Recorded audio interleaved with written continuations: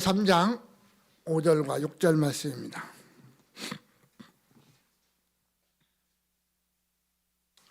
히브리서 3장 5절과 6절입니다. 찾으셨으면 같이 한 목소리 읽겠습니다.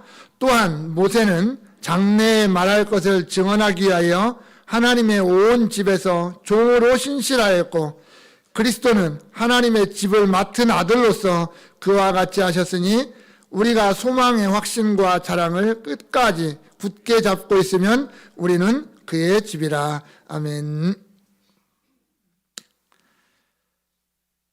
구약의 이스라엘 백성들이 가장 고대하고 또 고대하는 이가 있었습니다.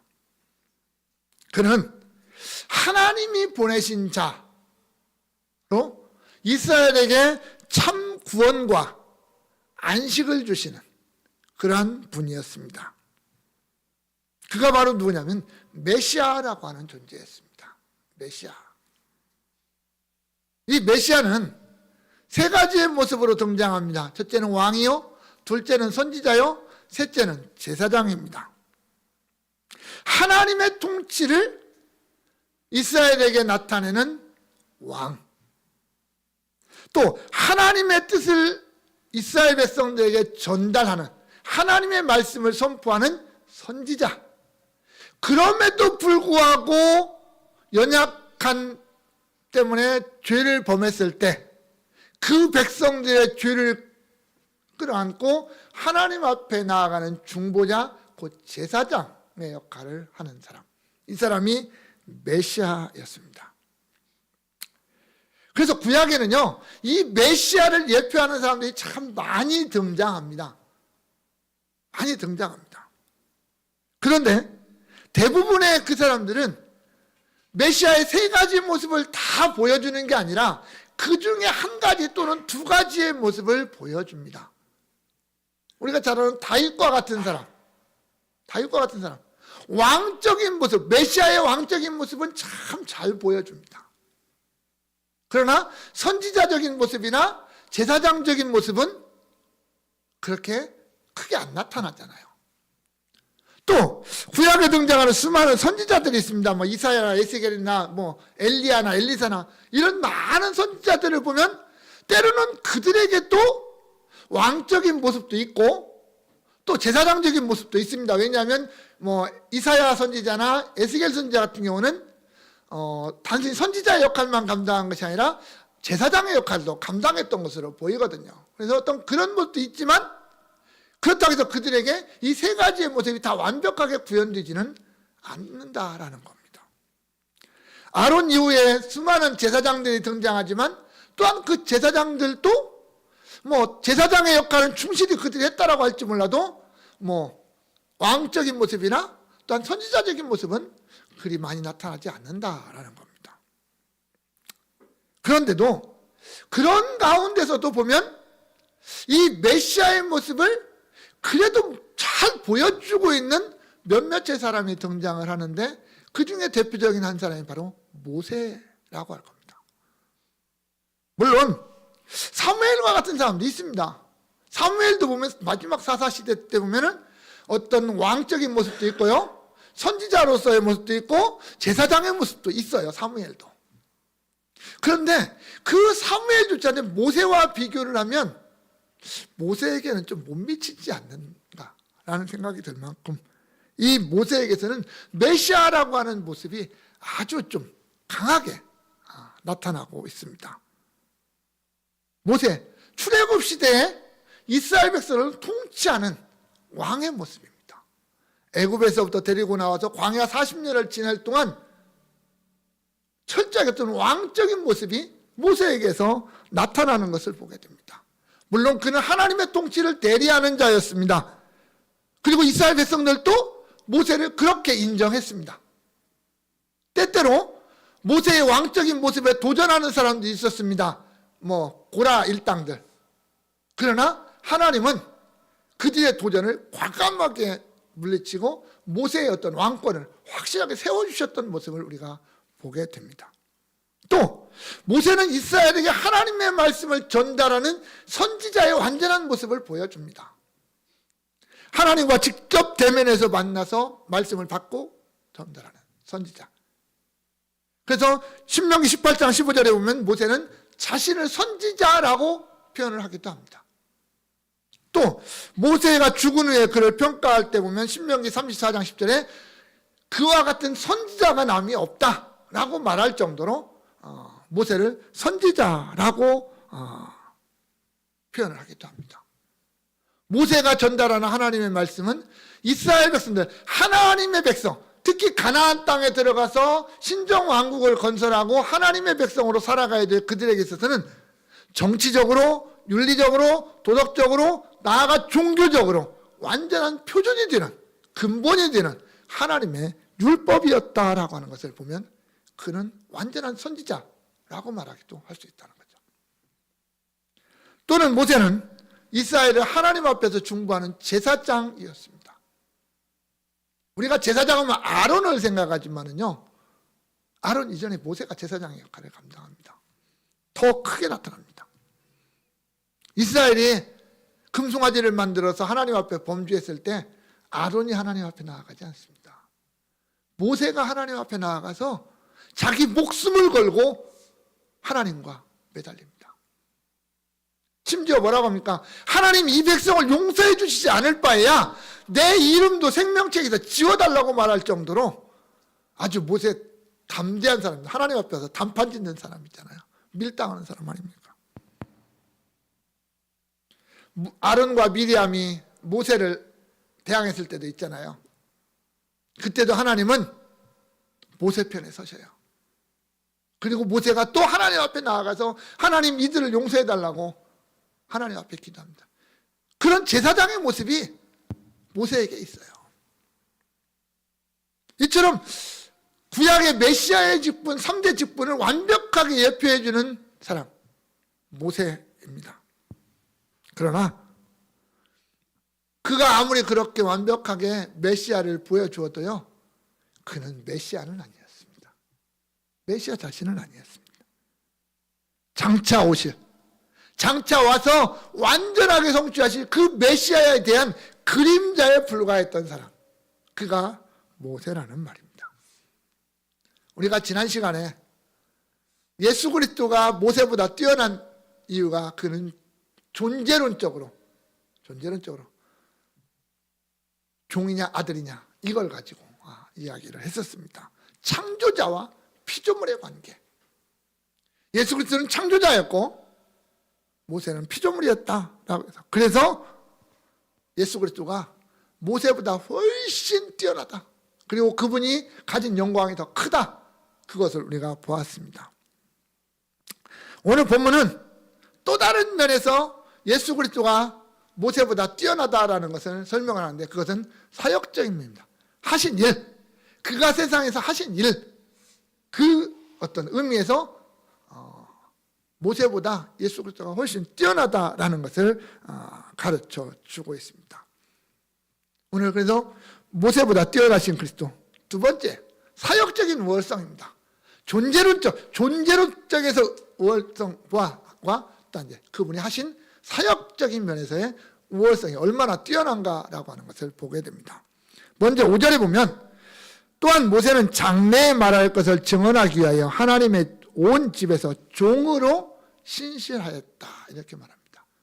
모세는 하나님의 집에서 종으로 신실했다, 이렇게 말씀합니다. 이 종이라는 말, 이 종, 우리가 생각하는 노예의 개념은 아닙니다.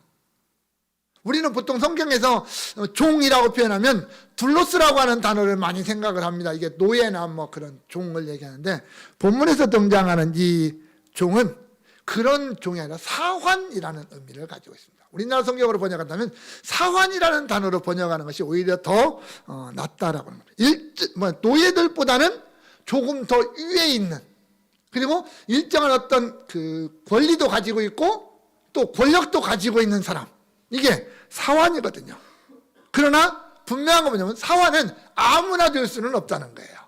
주인이 종들 가운데서 택해서 좀 뭔가 다스릴 수 있는 권한도 주는, 그 종들을 다스릴 수 있는 권한을 주는 어떤 그런 자, 그가 사환입니다. 이 사환이라는 단어가 본문에 나타난 단어가 성경에 딱 한 번 본문에서밖에 안 나와요. 다른 데서는 잘 안 나옵니다. 그런데 이제 이 단어는 세상에서는 당시에 많이 쓰던 단어입니다. 그러니까 당시에 이 서신을 받는 사람들이 이 단어의 의미가 뭔지를 사실 잘 알아요. 근데 오늘날 우리는 이게 쓰지 않는 어떤 단어가 성경에 한 번 등장하고 등장하지 않다 보니까 이게 무슨 단어일까라는 거 가지고 많은 혼란을 겪기도 했던 그런 단어이기도 합니다. 그런데 구약 성경에는 여기에 해당되는 단어가 자주 등장해요. 사실은 많이 등장을 합니다. 대표적으로 등장하는 것이 민수기 12장 7절에 하나님이요 모세를 향하여 아브디라고 말을 합니다. 아브디라고, 이게 헬라어입니다. 아브디라는 말인데 이건 내 종이라고, 우리 성경에는 내 종이라고 번역을 해놨어요. 내 종이라고. 근데 이건 누구에게 하는 말이냐면 모세와 미리암에게 하는 말입니다. 너희와는 다른, 너희는 그냥 종이에요. 그러나 얘는 아버지예요. 좀 너희와는 다른, 차원이 다른 내 종이라고 표현했는데 이것을 번역하면 내 사환이라는 단어가 되는 겁니다. 이것을 조금 더 고차원적으로 번역을 하면 뭐냐면 나의 수행원이에요. 수행원. 왕이 어디를 행차할 때 왕 옆에서 왕을 보좌하고 보필하고 다니는 사람들, 이게 수행원들 아닙니까? 모세는 나의 수행원이다 이렇게 말하고 있는 겁니다. 하나님. 단순히 어떤 노예와 같은 존재가 아니라 뭔가 특별한 존재라는 말입니다. 하나님을 수행하는 자. 이스라엘이 하나님이 세우신 집이라면, 그 집이라면 모세는 그 집 안에서 하나님과 함께 다니면서 하나님의 역사를 같이 행하는 자, 이게 수행원입니다. 하나님의 뜻에 순종하고 하나님의 명령에 충성하는 자, 그가 수행원입니다. 그래서 하나님도 그를 인정하신 거예요. 너는 나의 수행원자다, 나를 수행하는 자다 라고 인정하는 겁니다. 그래서 아론과 미리암이라 할지라도, 제사장이잖아요. 미리암은 선지자라고 인정받잖아요. 그들이라 할지라도 모세를 대함에 있어서는 함부로 대해서는 안 된다라고 하나님이 과감하게 정리를 해주시는 거죠. 그만큼 모세는 뛰어난 존재였습니다. 이런 호칭을 받은 사람이 없다라는 말입니다. 모세만이 가지는 아주 특별한 지위가 수행원이라는, 아브디라고 하는 그 단어였습니다. 그런데 수행원도 한계가 있는 거 아닙니까?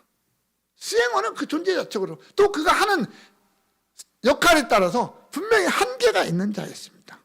아무리 직책이 높고 아무리 그 직책이 가진 영광이 있다 할지라도 거기까지라는 얘기예요. 거기까지. 그가 아무리 뛰어나도 집의 주인은 될 수 없습니다.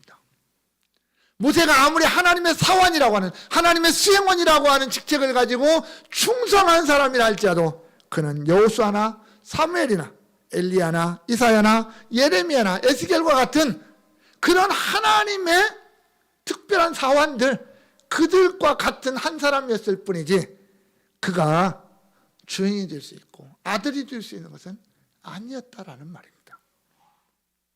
단지 하나님의 집에서 택함을 받아서 하나님을 수행하는 그러한 사람이었을 뿐입니다. 그런데 모세가 그 하나님의 수행원으로서 감당한 가장 중요한 일이 뭐냐라고 말하면 장래에 말할 것을 증언했다라는 거예요. 장래에 말할 것을 증언했다. 하나님의 말씀을 받아 그것을 백성들에게 전달하는 수행원이었다라는 말이에요. 하나님의 말씀을 전달하는 수행원으로서의 역할을 충성했다라는 겁니다. 그가 증거한 내용은 장래에 말할 것이라고 했어요. 지금 것이 아니에요. 지금 것이 아니라 장래의 것이에요. 그들이 요단강을 건너가서 가나안 땅에 들어간 다음에 그들이 그곳에 하나님의 왕국 신정국을 세우고 하나님을 영원한 왕으로 모시고 살아갈 때 필요한 거예요. 그 말씀이에요. 그리고 더 나아간다면 장차 이루어질, 먼 훗날 언제인지는 모르겠지만 장차 이루어질 진정한 메시아가 오셨을 때, 또 오실 때 이루어질 모든 일들, 그것을 증언하기 위해서라고 하는 겁니다. 그래서 베드로가 성령 강림 이후에 그 이스라엘 백성들에게 설교할 때 이런 말을 하죠.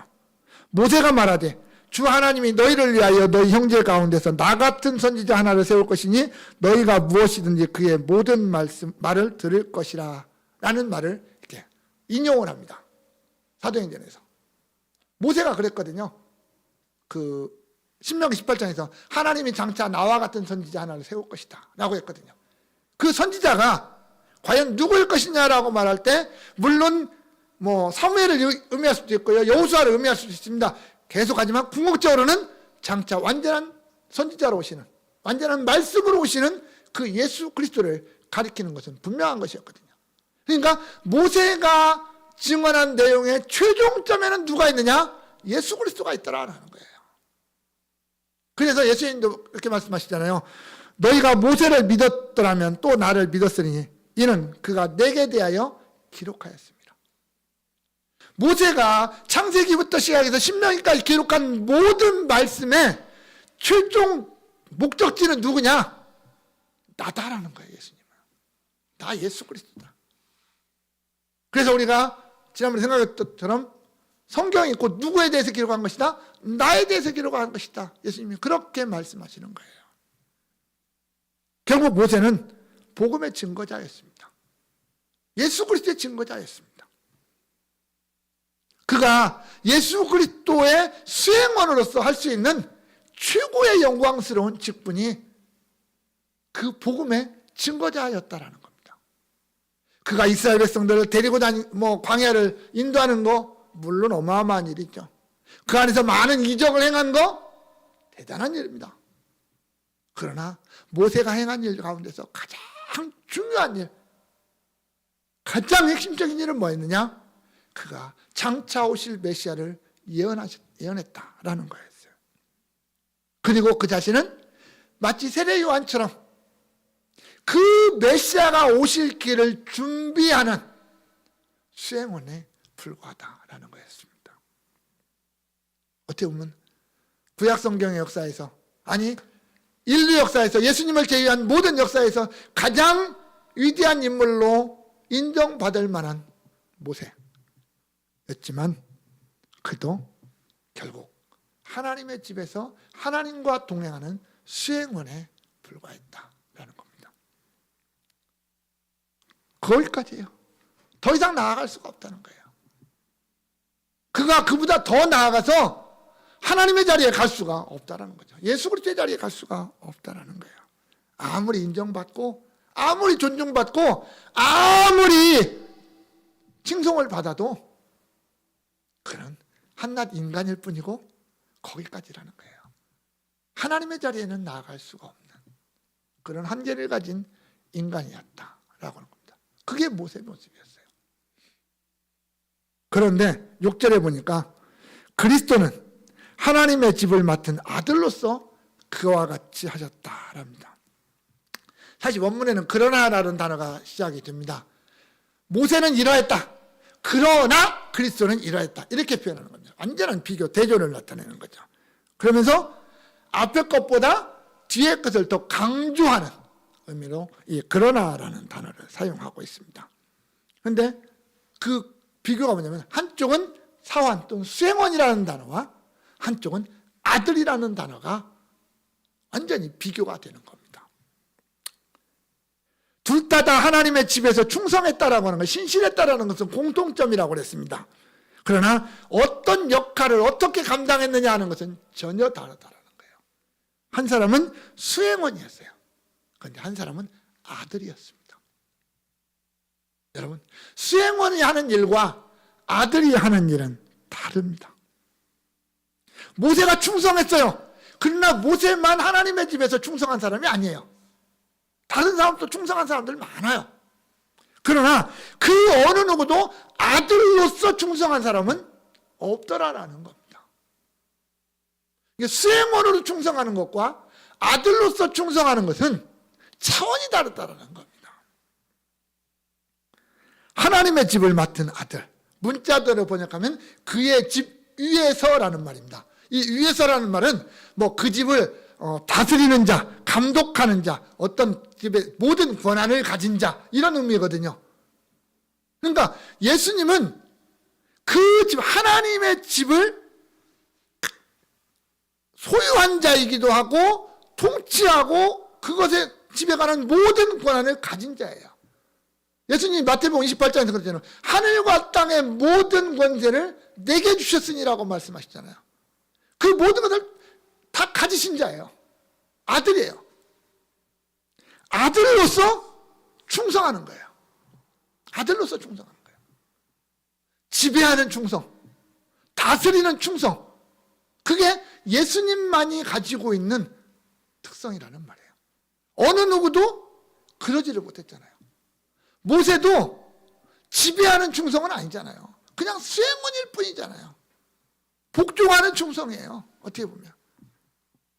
그러나 아들이신 예수는 지배하고 다스리는 충성, 그것을 하셨다라는 말입니다. 그래서 모세가 아무리 뛰어나도 예수 그리스도를 대신할 수가 없는 이유가 그런 얘기예요.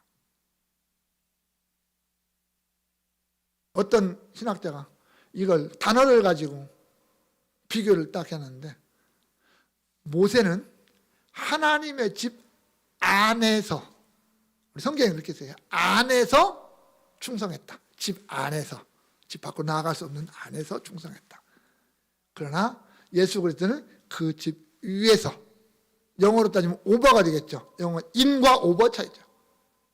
단순히 그 안에서 끝나는 것이 아니라 그 위에서 그것을 통치하고 다스리면서 그 집에 충성했다라고 말합니다. 이것이 결코 바꿀 수 없는, 이 안에서라는 말과 위에서라는 말을 바꿀 수 없는 그런 예수님의 충성, 신실하심이었다, 이렇게 말하는 거죠. 결국 예수 그리스도의 사역은 이 땅의 그 어떠한 사람도 흉내낼 수 없는 아주 특별한 것이었다. 흉내조차 낼 수 없다. 아들로서 영광을 누리실 수 있는 분이었지만 오히려 그 영광을 가지면서도 그 백성들 위해서 아버지 앞에 충성하셨던 분, 그분이 예수 그리스도다라고 말하는 겁니다. 오늘 교회는 분명 하나님의 집입니다. 우리 교회는 하나님의 집입니다. 예수 그리스도는 그 집을 세우셨고 존재하게 하시고 또한 다스리시는 분입니다. 우리 교회는 예수 그리스도만의 지배를 받고 예수 그리스도만의 통치를 받는, 다스리심을 받는 그러한 하나님의 집입니다. 이 집 안에서 저와 여러분은 종으로, 사원으로 충성하는 사람들입니다. 하나님의 수행원으로 충성하는 자들이 될 수는 있습니다. 하나님 우리를 그렇게 부르셨으니까. 예수 그리스도, 그분은 그 교회를 다스리고 지배하시는데도 어떻게? 신실하심, 충성하심으로, 아버지 앞에 충성하심으로 오늘의 교회를 다스리고 계신다, 지배하고 계신다라고. 그것이 모세와 예수 그리스도의 근본적인 사역의 차이점이다, 이렇게 말씀하고 있습니다. 그런데 그러면 모세도 충성했고 예수 그리스도 충성했던 하나님의 집의 실체는 뭐냐? 모세는 그 안에서 다스렸고 예수 그리스도는 그 위에서 다스렸는데 그 하나님의 집의 실체는 뭐냐? 6절에서 우리가 소망의 확신과 자랑을 끝까지 굳게 잡고 있으면 우리는 그의 집이라, 이렇게 말합니다. 성도가 하나님의 집이다, 이렇게 말합니다. 히브리서 기자는 예수 그리스도께서 충성으로 지배하는 충성으로 섬겼던, 신실하셨던 그 하나님의 집 실체는 바로 우리라고 말합니다. 우리. 이 편지를 쓰는 자신을 포함해서 이 편지를 받는 모든 성도들을 가리켜서 우리라고 말합니다. 모든 그리스도인들 전체, 뭐 유대인만을 가리키는 것도 아니고 이방인만을 가리키는 것도 아닙니다. 예수 그리스도를 믿어 구원받은 모든 자들, 당시뿐만 아니라 예수님 다시 오실 그날까지 이 땅에서 예수를 믿게 될 그 모든 자들을 가리켜서 우리라고 표현하고, 그 우리가 하나님의 집이라고 말합니다. 오늘 성부 하나님의 예정 속에서 성자 예수 그리스도의 구속을 받고 성령 하나님의 부르심을 받은 거룩한 공교회, 우리가 한 하나님, 한 예수 그리스도를 고백하는 공교회, 곧 교회가 우리요 하나님의 집이다라고 말합니다. 그런데 이 기자가 이제 다음에 해야 될 이야기를 하기 위해서 전에 하나 딱 전제를 걸어놓고 가는 게 하나 있죠. 우리가 하나님의 집, 하나님의 집의 구성원으로 남기 위한 조건 두 가지를 이야기합니다. 소망의 확신과 자랑을 끝까지 굳게 잡고 있으라라는 거예요. 이 소망은 미래적인 겁니다. 긍정적이든 부정적이든 미래적인 거예요. 앞으로 일어날 일들입니다. 그런데 성경은 대부분 이 소망이라고 하는 단어를 우리에게 말씀할 때 긍정적인 모습으로 나타납니다. 성경에서는 대부분이 긍정적인 모습으로 나타납니다. 그러면서도 이 소망은 내 중심이 아니에요. 내가 앞으로 이렇게 해서 이렇게 될 것이다, 이런 의미로서의 소망을 우리에게 말씀하지 않습니다. 철저하게 하나님 중심이고 예수 그리스도 중심입니다. 내가 어떤 좋은 일을 많이 해서 앞으로 내가 어떤 일이 이루어질 것이다, 이런 개념이 아니에요. 하나님이 우리에게 은혜와 긍휼, 자비, 이런 것을 통해서 우리에게 베풀어 주실 것에 대한 소망이에요. 가장 근본적으로 우리의 구원도 그렇잖아요. 내가 뭐 예수를 잘 믿어서 내가 이 땅에서 정말 착하게 살아서 내가 많은 일을 해서 구원에 이르는 이런 소망이 아니라 하나님이 이루신, 하나님이 행하신 그 예수 그리스도의 십자가라고 하는 이 거룩한 사건, 이것을 통해서 우리를 구원하신다라고 하는, 나 때문에가 아니라 하나님이 행하신 일 때문에, 그래서 하나님 중심의 역사가 진행이 되어지는 거죠. 우리의 소망은 거기에 의존하는 겁니다. 하나님을 뺀 소망은 의미가 없어요. 아무리 내가 잘해도, 내가 아무리 노력해도 나에겐 소망 없습니다. 그러나 내가 좀 부족해도, 내가 좀 연약해도, 내가 좀 어리석어도 하나님 때문에 우리의 소망이 밝은 거 아닙니까? 하나님 때문에. 그것을 믿음으로 바라보는, 종말론적으로 믿음으로 바라보는 어떤 그것이 우리에게 필요하다라는 겁니다. 그래서 우리는 그 소망에 대해서 확신을 가져야 된다. 견고해야 된다. 굳게 붙잡아야 된다라는 말입니다. 내 소망, 장차 이루어질 그 소망에 대해서 굳게 잡아야 된다. 이 확신이라는 말이 우리 성경에서 문자적으로 쓰여지는 의미하고 기록된 의미하고는 좀 다른 의미로 우리에게 다가옵니다. 우리 성경에는 확신이라고 번역을 해놨습니다. 그런데 거침없이 말하는 태도, 이런 겁니다. 완전한 자신감 속에서 말하는 태도예요. 그러니까 사실은 그래서 이게 이제 본문에 쓰일 때는 겉으로 드러나는 것보다는 안에서 먼저 쌓여져 있는 것을 우리에게 보여줍니다. 소망에 대한 내 안에 뭔가가 꽉 쌓여져 있어야 된다는 말이에요. 내 안에 쌓여져 있는 이 믿음, 이게 중요하다는 거예요.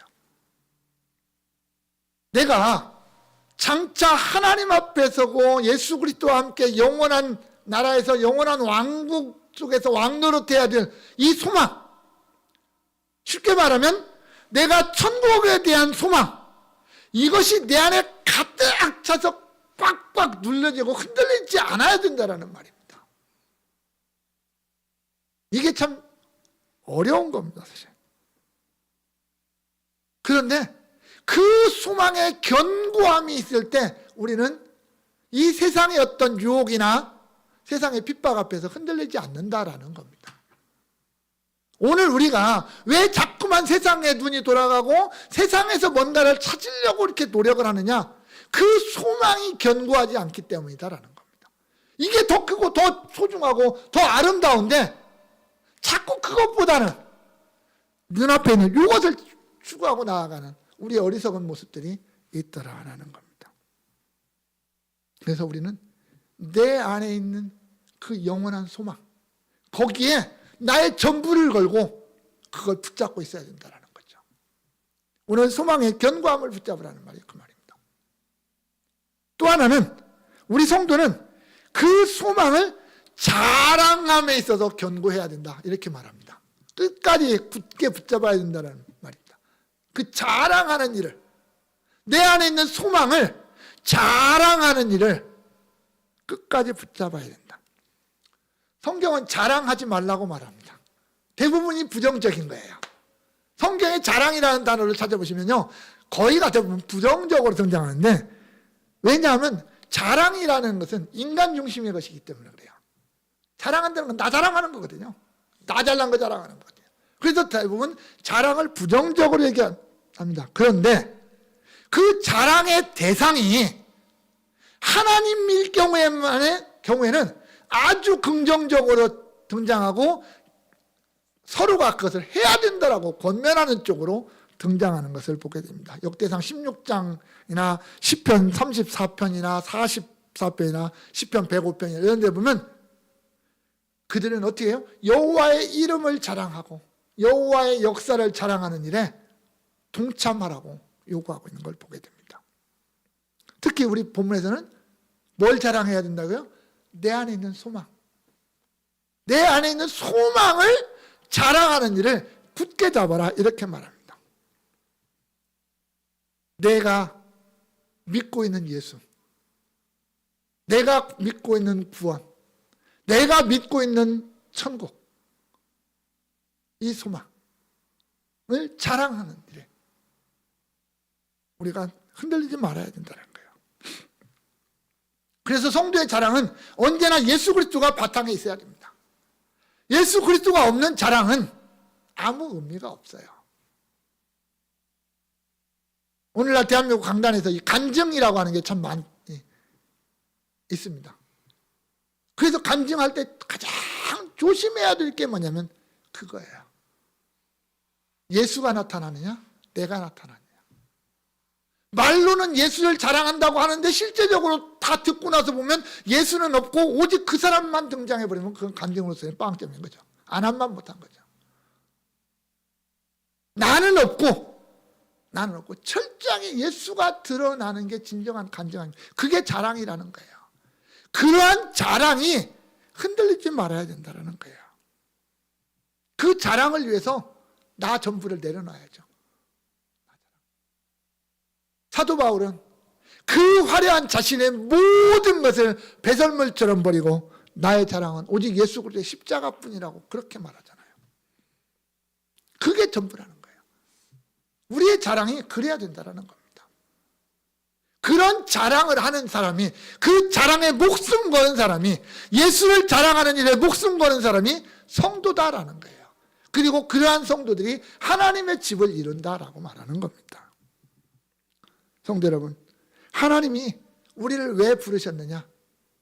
하나님의 집을 이루기 위해서, 거룩한 교회를 세우기 위해서 우리를 부르셨습니다. 그리고 그런 우리를 위해서 우리의 부족과 우리의 죄악 때문에 예수 그리스도 십자가에 내어주셨잖아요. 때가 되니까 성령이 우리를 부르시고 우리를 세우시고 우리를 거룩한 하나님의 집의 구성원으로 삼으셨습니다. 우리는 이 믿음, 이것에 대한 믿음, 이게 있어야 된다. 내가 누구냐라고 하는 믿음. 그래서 우리는 내가 성도로서, 내가 예수 믿는 자로서의 자존심이 있어야 됩니다. 오늘날 사람들이 자존심 얘기를 참 많이 하거든요. 근데 쓸데없는 자존심 말고 내가 예수쟁이라고 하는 자존심, 이게 우리에게 좀 있어야 되지 않느냐. 그래야 우리가 세상 속에서 담대하게 내가 예수 믿는 사람이라는 거 자랑하면서 살 수 있지. 내가 믿는 예수에 대한, 예수 믿는 나에 대한 자존심이 없는데 내가 어떻게 세상 사람들 앞에 나 예수 믿는 사람입니다라고 얘기할 수 있겠어요? 내가 믿는 예수 당신도 한번 믿으세요라고 이야기할 수 있겠습니까? 여러분, 우리는 내 자존심, 내가 하나님 안에서 예수 그리스도 안에서 가지는 내 자존심이 좀 높아야 돼요. 높아야 돼요. 그 자존심 때문에 우리는 기뻐해야 되고요. 그 자존심 때문에 우리는 즐거움이 있어야 되는 겁니다. 나아가 미래에 있을 소망, 이것도 우리가 견고해야죠. 그럴 때 우리는 자랑할 수 있는 거예요. 내가 가진 것이 너무나 소중하고 너무나 귀해서 가슴에 담아놓고 있을 수 없어서 터져나오는 이 자랑이 우리에게 있어야 된다는 거죠.